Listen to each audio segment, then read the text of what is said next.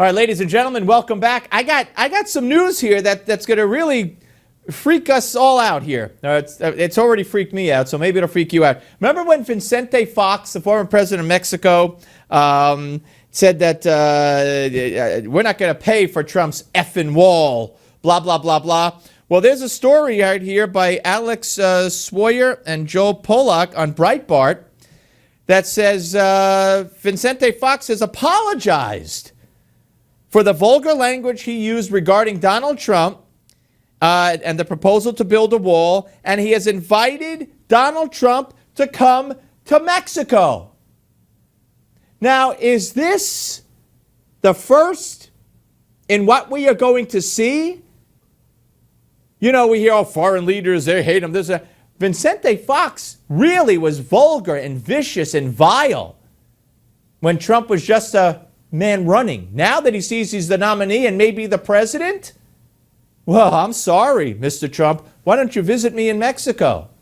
I think this is very telling. And I think it's a forerunner of what we're going to see. All right, business. A listener, a viewer, wrote to me and said, I'm bringing my daughter to New York City.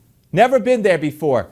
For her birthday. Could you announce it on TV? So I know you're watching right now, Rachel Green, down in sunny Florida. Or it's not sunny right this second, maybe. Rachel Green's birthday is May 25th. She'll be 15 years old. Never been to New York City. Her mom, Simone, is bringing her to New York City Memorial Day weekend for your birthday, Rachel. Happy birthday in advance and have a great trip. All right, to the phones we go. See what I won't do for a viewer? To the phones we go. Brenda from Omaha, Nebraska. Hello, Brenda. Hi, I got my wish last night. Ted didn't show up in Omaha. Yeah, you got your wish. What I was calling about is good old Hillary. I'm just hoping that everybody remembers the men in Benghazi and that 4 men were killed. And I just heard a report on Fox News that they arrested a gentleman in Romania that hacked into Hillary's account, her server, and while he was in there was 10 other countries looking into it.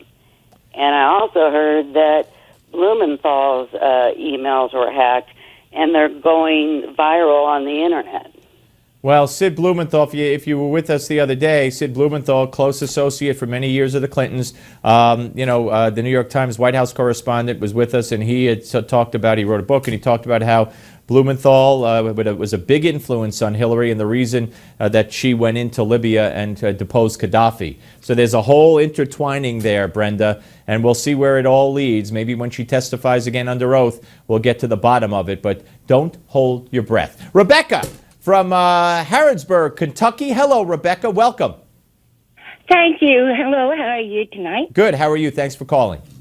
Oh, watching your show and enjoying it. Thank you. However, I'm calling about Donald and Hillary. Just as the lady just said, I'm called about Benghazi. And she was a friend of Chris. And she put him in there about 2 days before he was killed. And then when they questioned her about Benghazi, her pounding on the table and says, what difference does it make? I hated that woman.